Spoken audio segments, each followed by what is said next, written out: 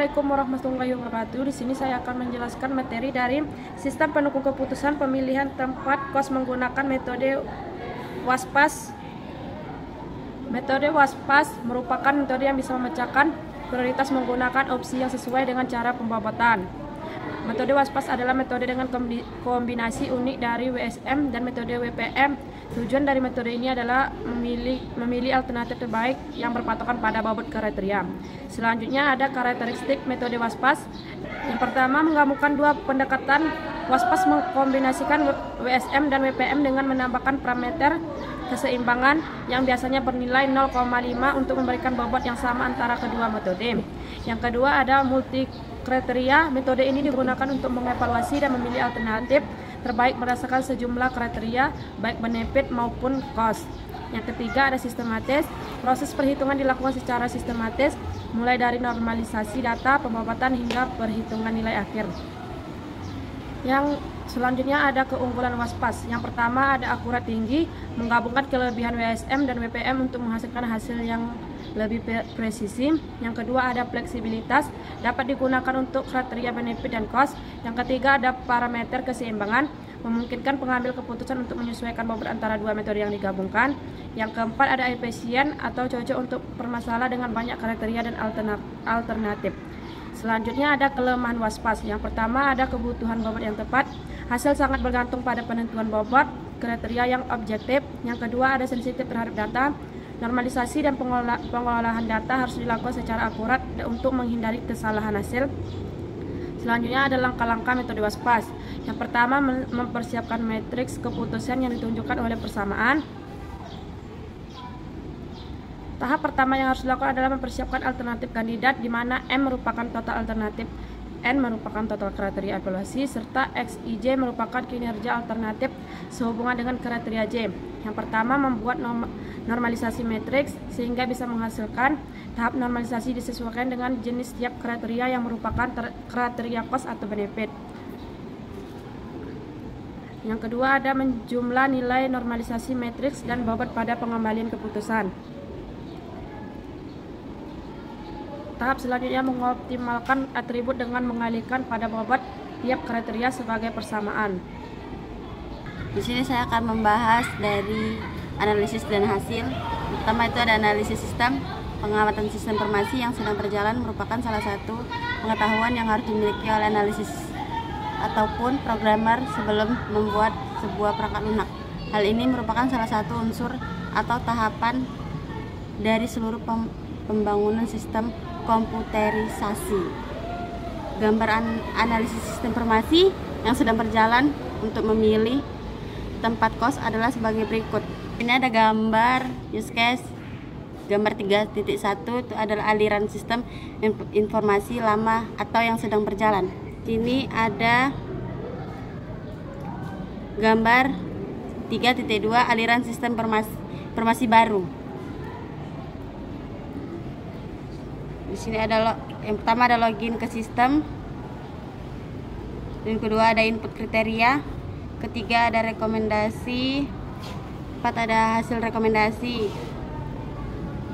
Di sini ada Unified Modeling Language atau UML. Pertama itu ada use case diagram. Di sini ada use case diagram. Dan yang kedua ada sequence diagram. Yang itu ada sequence diagram login. Gambarnya 3.4. Sini ada sequence diagram home. Dan yang ini ada sequence diagram alternatif.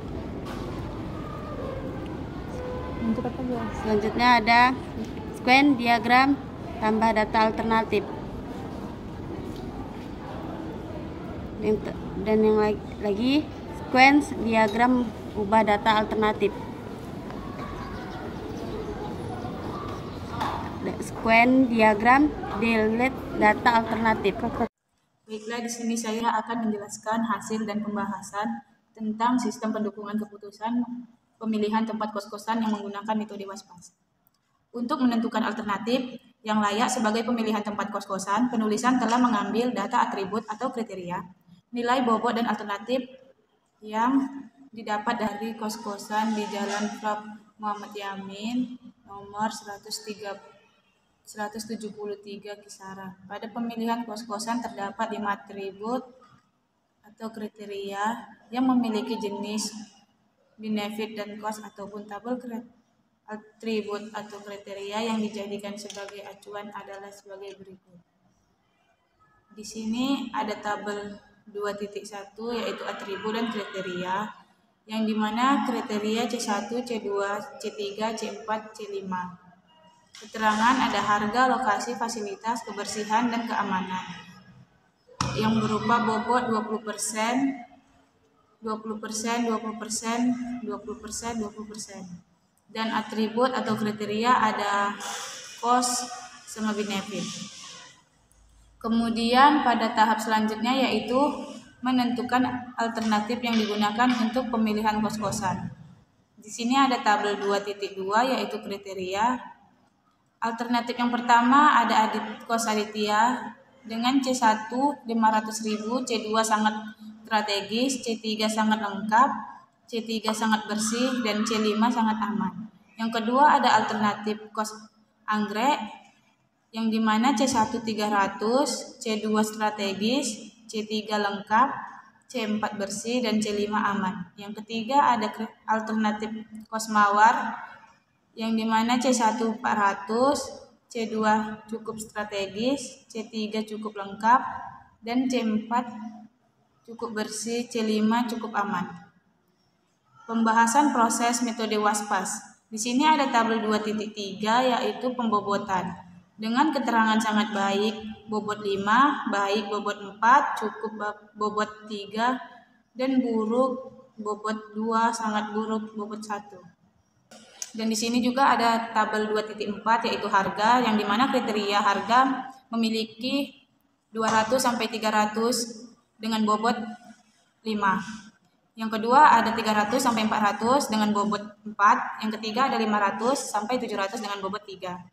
Dan yang kedua ada tabel 2.5 lokasi, yang dimana kriteria lokasi yaitu sangat dekat memiliki bobot 5, dekat memiliki 4 bobot. Yang ketiga ada cukup dekat memiliki 2 bobot. Dan ada tabel fasilitas yaitu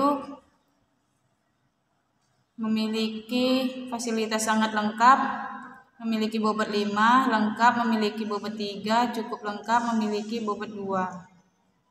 Kebersihan memiliki kriteria kebersihan sangat bersih, memiliki bobot 5, kebersihan memiliki bobot 3, cukup bersih memiliki bobot 2. Dan yang terakhir ada keamanan yaitu sangat aman memiliki 5 bobot, aman memiliki 3 bobot, cukup aman dan memiliki 2 bobot.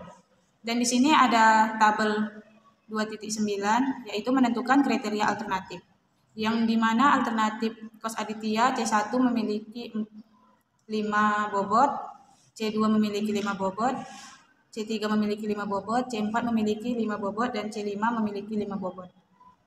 Yang kedua ada kos anggrek memiliki C1 memiliki 4 bobot, yang C2 memiliki 4 bobot, C3 memiliki 3 bobot, C4 memiliki 3 bobot, dan C5 memiliki 3 bobot.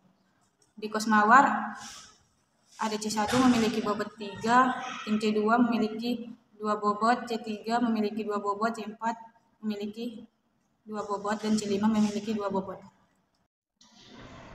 Baik, di sini saya akan menjelaskan implementasi sistem. Implementasi sistem merupakan penerapan sebuah sistem untuk menguji dan mengintegrasikan komponen atau modul dari sistem. Nah, di sini ada websitenya. Yang pertama kita masuk ke form login. Form login yaitu pengguna di mana pengguna memasukkan username dan password untuk mengakses aplikasi atau situs web. Setelah memasukkan password dan username, kita langsung masuk ke form utama, di mana halaman awal aplikasi yang memberikan akses ke fitur dan fungsi-fungsinya.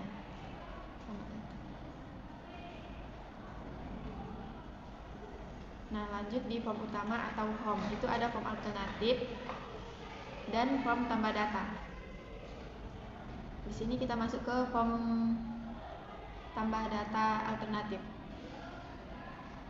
Form ubah data alternatif adalah tampilan sistem yang digunakan untuk mengubah informasi mengenai alternatif yang akan dievaluasi dalam suatu sistem. Ada juga form ubah data kriteria. Form kriteria adalah antarmuka untuk mengelola informasi mengenai alternatif yang akan dipilih dalam satu proses keputusan. Terdapat juga tambah sub kriteria, button edit, dan delete. Nah, ini adalah hasil dari form kriteria tersebut. Ada juga form tambah data kriteria.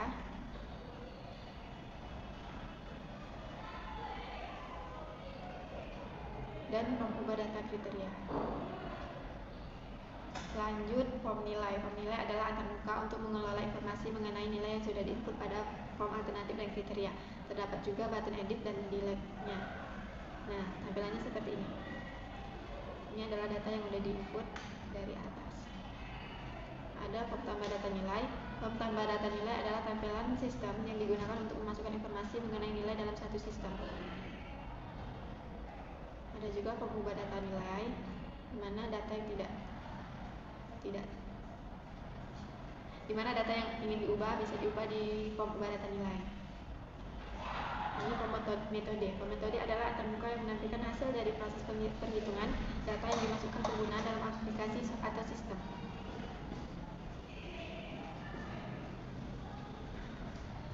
Nah, ini adalah tampilan form metodenya.